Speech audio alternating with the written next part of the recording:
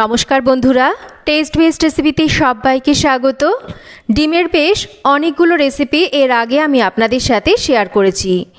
আজকে যে ডিমের রেসিপিটা আপনাদের বানিয়ে দেখাবো, রেসিপিটা বানানো হবে খুব সহজ আর সময়ও লাগবে কম। একদম ঘরোয়া উপকরণে আজকের এই ডিমের কারি রেসিপিটা তৈরি করে নিতে পারবেন। সাদা ভাত বলুন, রুটি, পরোটা বা পোলাওয়ের সাথে এই ডিমের কারির রেসিপিটা খেতে কিন্তু দুর্দান্ত লাগে। মনের মতন স্বাদ পেতে চাইলে আজকের এই একদম নতুন পদ্ধতিতে ডিম কারির রেসিপিটা একবার অবশ্যই বানিয়ে দেখতে পারেন। আশা করছি আপনাদের রেসিপিটা সবার খুব ভালো লাগবে। তাহলে কি করে তৈরি করছি চলুন দেখে নেওয়া যাক। এখানে নিয়ে নিয়েছি 5টা ডিম। ডিমটাকে প্রথমে আমাদের সেদ্ধ করে নিতে হবে।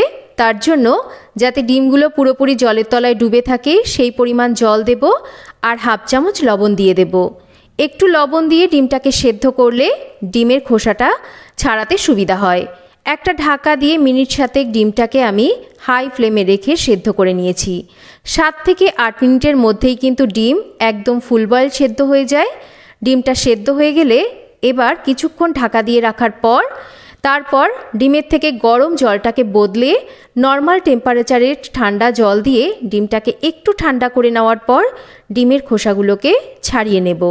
এতে করে এই ডিমের খোসা কিন্তু সুন্দরভাবে উঠে যায়। ডিমের খোসাগুলোকে ছাড়িয়ে নিয়েছি। এবার এই ডিমের গায়ে একটু করে এই রকম কেটে দিচ্ছি। এতে করে কি হবে, রান্না করলে ডিমের মধ্যে ভালো করে কিন্তু মশলাগুলো ঢুকবে।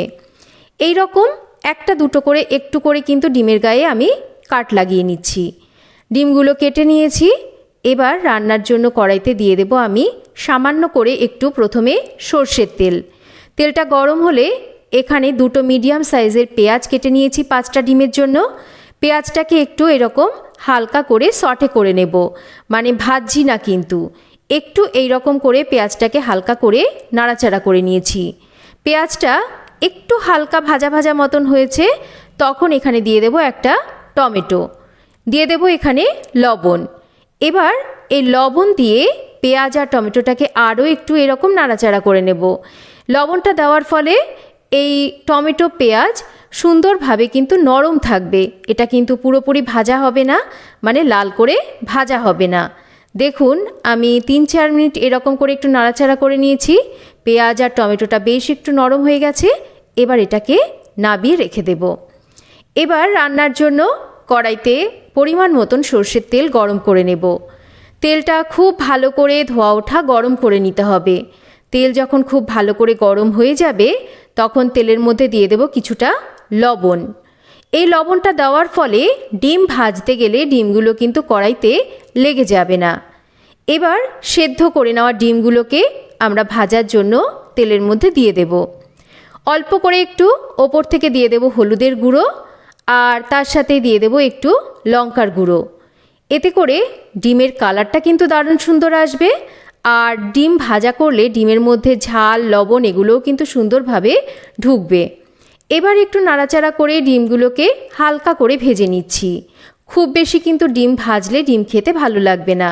তাই ডিমের গায়ে যখন হালকা এইরকম ভাজা দাগ পড়বে তখনই কিন্তু ডিমগুলোকে আমরা তুলে নেব। এর থেকে বেশি কিন্তু ডিমগুলোকে ভাজবো না, ডিমগুলোকে এই পর্যায়ে অবধি ভেজে নেব। ডিমগুলো ভাজা হয়ে গেছে, এবার ডিমগুলোকে তুলে নিচ্ছি। ডিম ভেজে নেওয়া এই তেলেই রান্নাটা করব, এতে করে স্বাদটা ভালো আসবে। তার জন্য ফোড়নে দিচ্ছি 3-4টে ছোটো এলাচ আর 2-3 টুকরো দারচিনি, একটা শুকনো লঙ্কা দিচ্ছি ফোড়নে। এবার এই ফোড়নটাকে একটু ভেজে নিতে হবে। ফোড়নটা সুন্দর মিষ্টি সুগন্ধ গন্ধ বের হতে শুরু করলে দিয়ে দেব আদা রসুন বাটা। এবার এই আদা রসুন বাটাটাকে তেলের ওপর দিয়ে একটু ভালো করে ভেজে নিতে হবে, মানে আদা রসুন বাটার কাঁচা গন্ধ চলে যাওয়া অবধি ভালো করে আদা রসুনকে আমরা তেলের ওপর ভেজে নেব। সুন্দর একটা আদা রসুনের ভাজা গন্ধ যখন বের হতে শুরু করবে তখন আমি এর মধ্যে দিয়ে দেব অল্প করে একটু জল। এতে করে এই আদা রসুন বাটাটা বেশি পুড়ে যাওয়ার সম্ভাবনা থাকবে না। দিয়ে দেব পরিমাণ মতন হলুদ, তার সাথেই এখানে দিয়ে দেব আমি হাফ চামচ ধনের গুঁড়ো, দেব এখানে পরিমাণ মতন ঝালের জন্য লঙ্কার গুঁড়ো, তবে এই রান্নাতে কিন্তু জিরের গুঁড়োর ব্যবহার হবে না। জিরের গুঁড়ো এই রান্নাতে একেবারেই দেবেন না। স্বাদটাকে ব্যালেন্স করার জন্য অল্প করে একটু চিনি দিচ্ছি, এতে করে স্বাদটা ভালো আসবে। আর তাছাড়া এই ডিমের কারির কালারটাও কিন্তু সুন্দর আসবে। খুব ভালো করে এবার এই মশলাটাকে আমাদের কষিয়ে নিতে হবে। মশলা ভালো করে কষানো হয়ে গেলে আগে থেকে যে টমেটো আর পেঁয়াজটাকে আমরা সটে করে তুলে রেখেছিলাম সেটাকে আমি মিক্সিতে দিয়ে একবার একটু ঘুরিয়ে নিয়েছি। এই পেঁয়াজ আর টমেটোটাকে যে আমি বেটে নিয়েছি এটাকে দিয়ে এবার খুব ভালো করে এই মশলা আমাদের কষিয়ে নিতে হবে। মশলাটা ভালো করে কিন্তু কষাতে হবে, না কষালে কিন্তু ডিমের কারির কালারও ভালো আসবে না, স্বাদও কিন্তু একেবারেই ভালো আসবে না। অল্প করে একটু জল দিয়ে এই মশলাটাকে কিন্তু খুব ভালো করে বেশ কিছুক্ষণ সময় ধরে কষিয়ে নিচ্ছি। আমি যেহেতু আগে থেকেই তেলের মধ্যে বেশ খানিকটা লবণ দিয়েছিলাম, তাছাড়া পেঁয়াজ টমেটো এগুলো যখন সটে করেছি তখনও লবণ দিয়েছিলাম, তাই লবণ কিন্তু আমি আর পরে ব্যবহার করছি না। যদি আপনাদের মনে হয় লবণের প্রয়োজন আছে আপনারা কিন্তু অবশ্যই একটু লবণ পরে দিয়ে নেবেন। এবার দেখুন মশলাটা খুব ভালো করে কষিয়ে নিয়েছি, মশলার তেল কিন্তু একদম ছেড়ে গেছে আর রঙটাও নিশ্চয়ই দেখে বুঝতে পারছেন একদম বদলে গেছে। এবার এর মধ্যে দিয়ে দেব আমি একটু গরম মশলা গুঁড়ো। এবার গরম মশলাটা দেওয়ার পর ডিমের কারির জন্য পরিমাণ মতন জল দেব। ডিমের কারি যেহেতু খুব বেশি ঝোল হয় না, বেশ একটু গাঢ় গাঢ় হয়, সেই পরিমাণ বুঝেই কিন্তু জলটাকে এখানে দিতে হবে।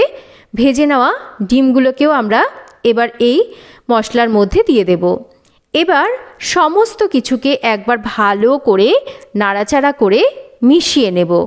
গ্যাসের ফ্লেমটাকে আমরা মিডিয়ামে রাখবো আর এই ডিমের কারিকে মোটামুটি মিনিট 5 এবার রান্না করে নেব।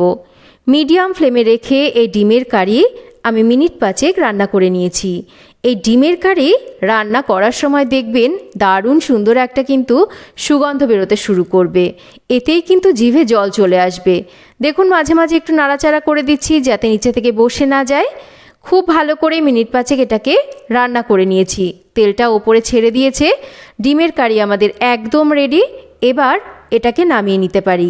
দেখতেই পাচ্ছেন এর গ্রেভিটা কত সুন্দর হয়েছে, এটা খেতেও কিন্তু দুর্দান্ত স্বাদের হয়। একবার অবশ্যই আপনারা এইভাবে ডিমের কারি বাড়িতে বানিয়ে দেখতে পারেন। আশা করছি আপনাদের এই ডিমের কারির রেসিপিটা খুব ভালো লাগবে। তো ডিমের কারি আমার একদম তৈরি হয়ে গেছে, এবার এটাকে আমি নামিয়ে নেব। আর গরম ভাত বলুন বা পোলাও বলুন বা রুটি পরোটা সব কিছুর সাথেই কিন্তু এই ডিমের কারি খেতে অসাধারণ লাগে। একদম ঘরোয়া উপকরণে তৈরি, চটজলদি অল্প সময়ে এই ডিমের কারি তৈরি করে নেওয়া যায়। আর এই ডিমের কারি তৈরি করলে কিন্তু অন্য আর কোনো পদ্ধতিতেই ডিমের কারি খেতে মন চাইবে না। তো কেমন লাগলো আজকের এই ডিমের কারি রেসিপি একটা কমেন্ট করে জানাবেন। আর আশা করছি রেসিপিটা আপনাদের সবার ভালো লাগবে। রেসিপি ভালো লাগলে একটা লাইক করবেন আর রেসিপিটা শেয়ার করবেন। আর যদি চ্যানেল সাবস্ক্রাইব করা না থাকে চ্যানেলটাকে সাবস্ক্রাইব করবেন। সবাই ভালো থাকবেন, আবার ফিরে আসব নতুন কোনো রেসিপি নিয়ে। এতক্ষণ আমার সাথে থাকার জন্য অসংখ্য ধন্যবাদ। সবাই ভালো থাকবেন, সুস্থ থাকবেন।